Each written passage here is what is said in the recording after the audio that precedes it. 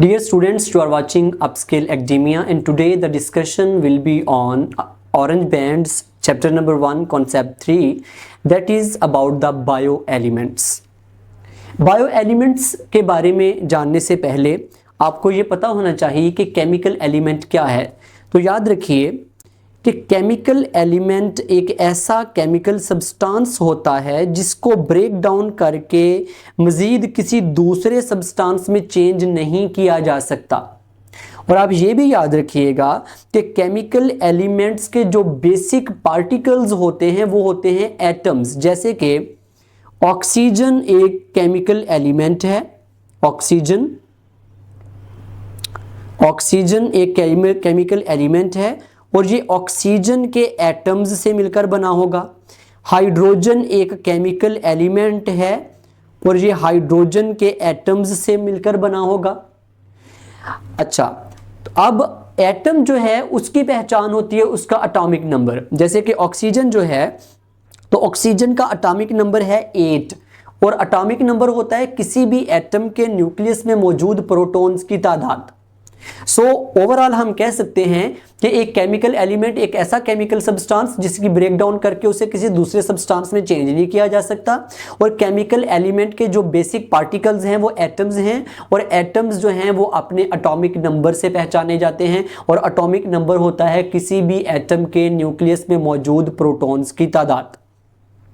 अब यही chemical elements जब जिंदा जानदारों को बनाने में इस्तेमाल होंगे, यूनिसेलुलर लाइफ को बनाने में इस्तेमाल होंगे, मल्टी सेलुलर लाइफ को बनाने में इस्तेमाल होंगे, तो इनको हम कह देंगे बायो एलिमेंट्स। सो बायो एलिमेंट्स जो हैं हम कह सकते हैं कि ये ग्रोथ के लिए ज़रूरी हैं, डेवलपमेंट के लिए ज़रूरी हैं, इवन सर्वाइवल ऑफ ऑर्गेनिज्म के लिए बायो एलिमेंट्स बहुत ज़्यादा ज़रूरी हैं।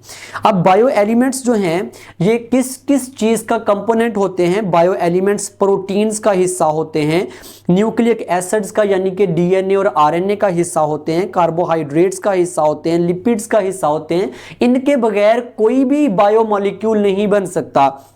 जो कि मैंने अभी बायोलॉजिकल मॉलिक्यूल्स का जिक्र किया, इनमें से कोई भी बायोलॉजिकल मॉलिक्यूल इनके बगैर नहीं बन सकता अगर ये बायो एलिमेंट्स ना हो।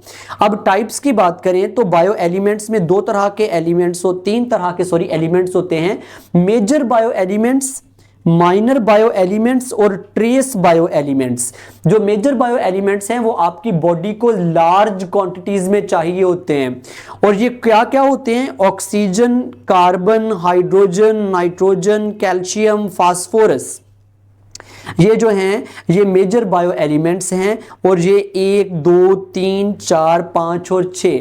तो आप नोट कर लीजिए कि जो मेजर बायो एलिमेंट्स हैं वो हमारे पास जो हैं वो 6 हैं। 6 मेजर बायो एलिमेंट्स हैं हमारे पास, 6 मेजर बायो एलिमेंट्स।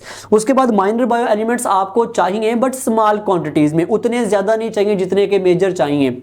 उनमें क्या क्या चीज़ें आती हैं? उनमें पोटाशियम आ जाता है, सल्फर आ जाता है, क्लोरीन आ जाता है, सोडियम आ जाता है, मैग्नीशियम और आयरन वगैरह आ जाता है। अब इनको भी काउंट कर लेते हैं तो 1, 2, 3, 4, 5 और 6। तो माइनर जो बायो एलिमेंट्स हैं वो भी 6 हो गए। 6 मेजर बायो एलिमेंट्स हो गए और 6 जो हैं वो माइनर बायो एलिमेंट्स हो गए। और याद रखिएगा ये जो मैं नाम बोल रहा हूँ ये उनकी परसेंटेज को अगर हम देखें तो डिक्रीजिंग परसेंटेज में है। यानी कि अगर मैंने पहले ऑक्सीजन बोला है, फिर कार्बन बोला है, फिर हाइड्रोजन बोला है, तो ऑक्सीजन की परसेंटेज बॉडी में सबसे ज़्यादा होगी, कार्बन की उससे कम, हाइड्रोजन की उससे कम। इसी तरह potassium, sulphur, chlorine, sodium, magnesium और आयरन भी जो है वो डिक्रीजिंग ऑर्डर में है।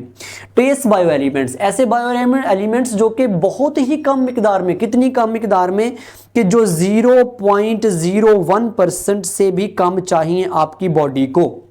0.01% of the total body weight, total body weight का 0.01% भी आपकी बॉडी को मिल जाए तो वो ट्रेस एलिमेंट कहलाएगा और वो आपके लिए इनफ होगा।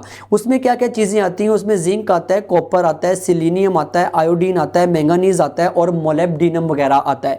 अब इनको अगर हम काउंट करें तो ये बनते हैं 1, 2, 3, 4, 5 और 6 बनते हैं। तो आप नोट कर लीजिए कि 6 ही हमारे पास जो हैं वो ट्रेस बायो एलिमेंट्स हैं। लेकिन आपने याद रखना है कि इन 6 में से 4 जो हैं वो ज़्यादा इम्पोर्टेंट हैं, बहुत ज़्यादा इम्पोर्टेंट हैं। 2 जो हैं वो इतने बहुत ज़्यादा इंपॉर्टेंट नहीं होते, तो इसलिए टोटल जो गिनती है बायो एलिमेंट्स की वो है 16।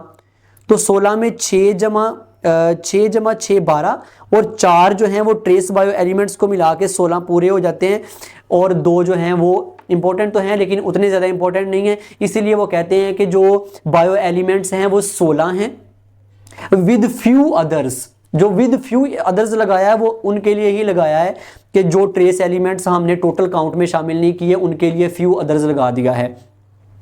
तो टोटल जो नेचुरली अकरिंग बायो एलिमेंट्स जो totally naturally occurring chemical elements होते हैं वो होते हैं जी 92 total naturally occurring chemical compounds हैं, एलिमेंट्स हैं। उन 92 में से 16 जो हैं वो बायो एलिमेंट्स कहलाते हैं। तो हम यहाँ पे लिख सकते हैं कि टोटल जो हैं वो 92, उनमें से 16 बायो एलिमेंट हैं। उन 16 में से भी जो 10 बायो एलिमेंट होते हैं वो आपकी बॉडी का 99% हिस्सा बना रहे होते हैं, और जो 6 होते हैं वो ओनली 1% हिस्सा बना रहे होते हैं। यानी कि टोटल 92 हैं, उनमें से 16 बायो एलिमेंट हैं। उन 16 में से भी 10 जो हैं वो आपकी बॉडी का 99% हिस्सा बना रहे हैं, और 6 जो हैं वो 1% हिस्सा बना रहे हैं। अच्छा, अब हम देखेंगे कि मेजर बायो एलिमेंट्स की क्या मिसालें हैं और माइनर की क्या मिसालें हैं और ट्रेस बायो एलिमेंट्स की क्या मिसालें हैं। तो मेजर बायो एलिमेंट्स में सबसे पहले आ जाता है जी ऑक्सीजन। ऑक्सीजन जो है वो 65% है हमारी बॉडी में, कार्बन 18% है, इसी तरह हाइड्रोजन 10% है, नाइट्रोजन 3% है, कैल्शियम 2% है और फास्फोरस 1% है। और आपको पता है कि ये टोटल बन गए 6। ये 6 जो हैं ये मेजर बायो एलिमेंट्स हैं।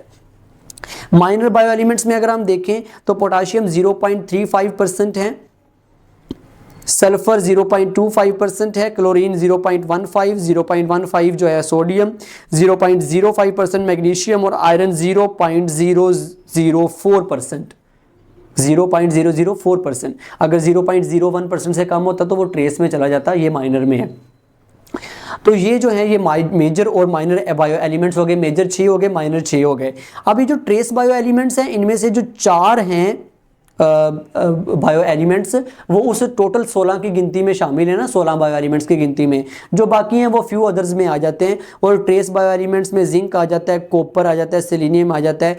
अब ये सारे ही लेस देन 0.01% है। तो इन सब के साथ आप लिख सकते हैं कि ये सारे जो हैं ये हमारी बॉडी को लेस देन 0.01% चाहिए of the total body weight. Total body weight का जो है less than 0.01% trace bio elements हमारी बॉडी को चाहिए। अच्छा, अब बायो एलिमेंट्स जो हैं वो उनके क्या क्या फंक्शंस होते हैं जी। तो बायो एलिमेंट्स में जो हमने मेजर बायो एलिमेंट्स में ऑक्सीजन पढ़ा है, ऑक्सीजन आपको पता है कि मेटाबॉलिज्म के लिए ज़रूरी है, एरोबिक रेस्पिरेशन के लिए ज़रूरी है। 2 तरह की सेलुलर रेस्पिरेशन होती है, एरोबिक और एनएरोबिक। एरोबिक रेस्पिरेशन के लिए ऑक्सीजन ज़रूरी है और उसमें एनर्जी बॉडी में पैदा होती है एटीपी की सूरत में, एरोबिक रेस्पिरेशन के नतीजे में। कार्बन जो है, कार्बन कार्बोहाइड्रेट्स, प्रोटीन्स, लिपिड सबका हिस्सा है, ऑर्गेनिक कंपाउंड्स का हिस्सा है। हाइड्रोजन भी ऑर्गेनिक मॉलिक्यूल्स का हिस्सा होती है। नाइट्रोजन जो है वो हमारे डीएनए और आरएनए का हिस्सा है। आपको पता है ये जो डायग्राम मैंने सामने आपके डिस्प्ले किया है इसमें पता है कि डीएनए और आरएनए जो है वो न्यूक्लियोटाइड्स से बने और न्यूक्लियोटाइड्स नाइट्रोजनस बेसिस न्यूक्लियोटाइड्स के अंदर होती हैं।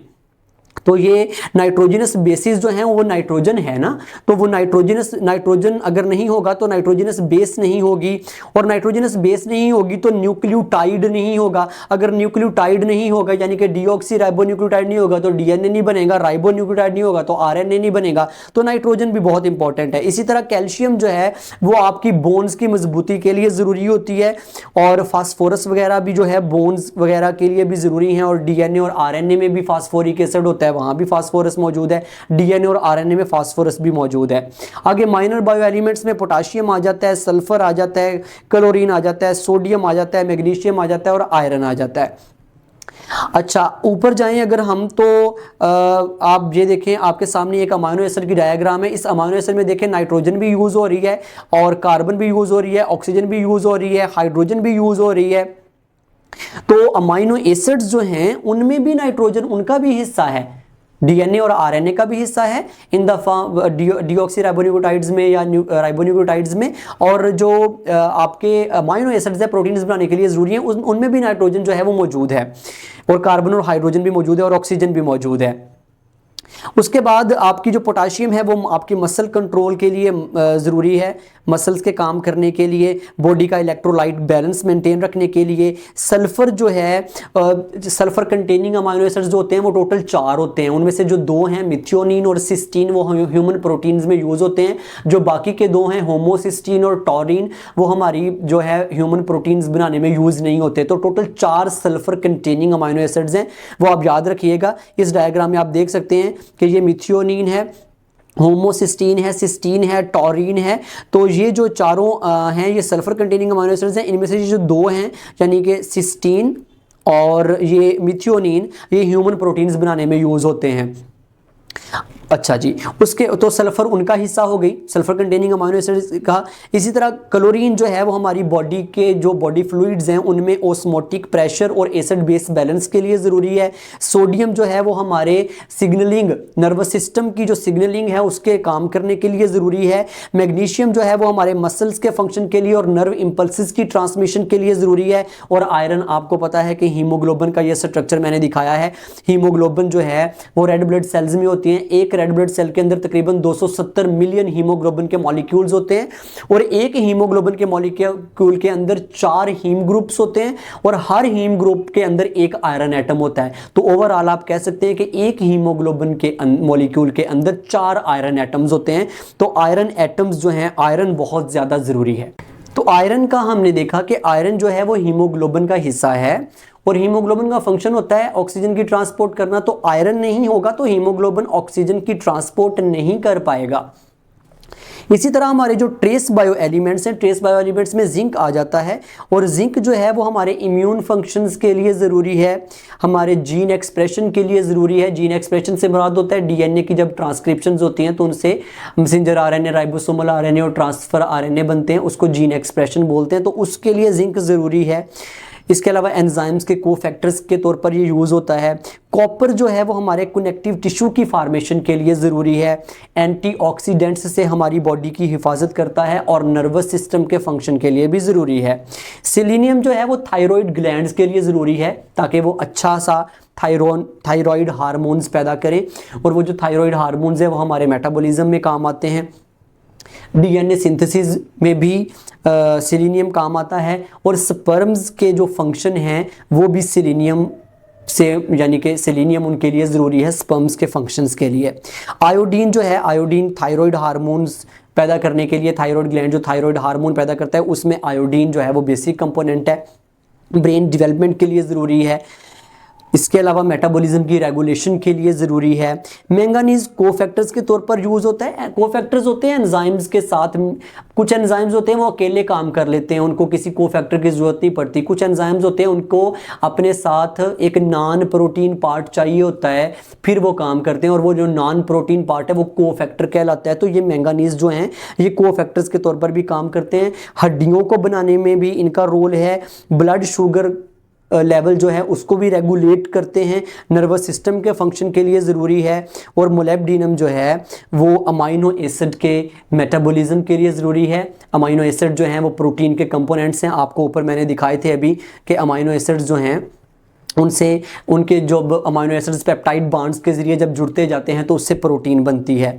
तो अमाइनो एसिड के मेटाबॉलिज्म से मुराद है कि अमाइनो एसिड को तोड़ने के लिए और उनसे एनर्जी निकलवाने के लिए जो एंजाइम्स यूज़ होते हैं, उन एंजाइम्स के कोफैक्टर के तौर पर जो है मोलिब्डेनम यूज़ हो रहा होगा। तो इसलिए ये एंजाइम एक्टिविटी के लिए भी ज़रूरी है। डिटॉक्सिफिकेशन के लिए ज़रूरी है। अगर आपकी बॉडी में कोई हार्मफुल केमिकल्स चले जाते हैं, टॉक्सिन्स चले जाते हैं, तो उनके असर को ज़ायल करने के लिए, ख़त्म करने के लिए, डिटॉक्सिफिकेशन के लिए भी ये ज़रूरी हो गया। और न्यूक्लिक एसिड सिंथेसिस के लिए भी ज़रूरी है। डीएनए और आरएनए जो है ये न्यूक्लिक एसिड्स हैं, और उनको बनाने के लिए एंजाइम्स होते हैं। तो इसका मतलब है कि ये मोलिब्डेनम उन एंजाइम्स की हेल्प कर रहा होगा, कोफैक्टर्स के तौर पर यूज़ हो रहा होगा। इसलिए न्यूक्लिक एसिड की सिंथेसिस में भी मोलिब्डेनम जो है वो ज़रूरी है। तो ये बायो एलिमेंट्स जो हैं इनकी अगर हम प्रॉपर्टीज़ देखें तो ज़ाहिर बात है ये सूटेबल है हमारी लाइफ के लिए, इनकी स्पेशल प्रॉपर्टीज़ होती हैं जो कि हमने अभी देखी, और ये तमाम ऑर्गेनिजम्स में प्रेजेंट होते हैं, और इनके बगैर जो है वो लाइफ मुमकिन नहीं है, क्योंकि बायो एलिमेंट्स नहीं हैं तो बायोमॉलिक्यूल्स नहीं हैं, और बायोमॉलिक्यूल्स नहीं हैं तो फिर सेल्स नहीं, ऑर्गेनल्स नहीं हैं, और क्योंकि बायोमॉलिक्यूल से ऑर्गेनल्स बनते हैं, और ऑर्गेनल्स नहीं है तो सेल्स नहीं है, तो सेल नहीं है तो लाइफ नहीं है, क्योंकि लाइफ का जो बेसिक क्राइटेरिया हमने पढ़ा था कि वो सेल होता है। तो ये था कॉन्सेप्ट नंबर 3। Thank you.